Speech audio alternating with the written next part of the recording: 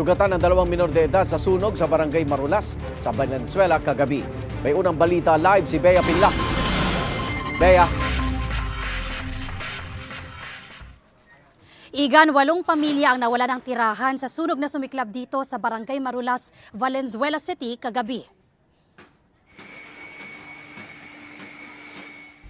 Nagngangalit na apoy ang bumulabog sa mga residente ng Barangay Marulas, Valenzuela City pasado alas 11 kagabi.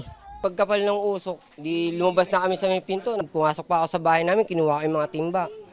Pinilit pa rin namin siyang buhusan ng buhusan. Wala na. Yung pag namin, may isalba lang yung mga bata, okay na yun. 8 bahay ang natupok sa sunog na umabot sa ikalawang alarma ayon sa Bureau of Fire Protection. Nasa 8 pamilya o 40 tao ang apektado. Kababangon pa lang daw ng mga residente roon mula sa perwisyo ng baha nitong nakaraang linggo. Ngayon, sunog naman ang naminsala sa kanila. Tatanggapin na lang po yan. Makabawi naman po. Hindi ko nga po lubos maisip na sa amin din po mangyayari yung gano'n. Nagtulong-tulong na ang mga residente na kumuha ng tubig sa creek para makatulong sa pag-apula sa apoy.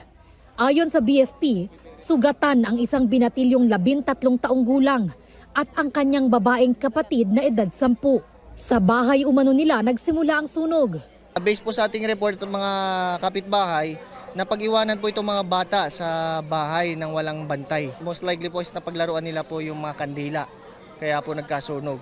Tumalong sila sa bintana, pinatakbo ko, tas yung pamilya ko, sabi ko likas na. Kaya yung bata yung pinakapanganay, puro sugat yung likod dahil sinepti niya rin yung 2 kapatid niya.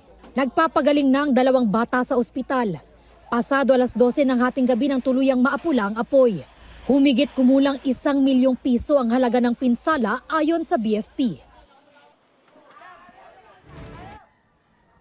Igan, mabigat sa puso ng mga nasunugan ang nangyari. Sabi nila, yung mga naisalba raw kasi nilang gamit sa baha ay nilamon naman ng apoy kagabi.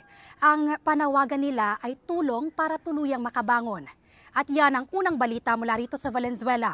Bea Pinlac para sa GMA Integrated News. Igan, mauna ka sa mga balita, mag-subscribe na sa GMA Integrated News sa YouTube para sa iba't ibang ulat sa ating bansa.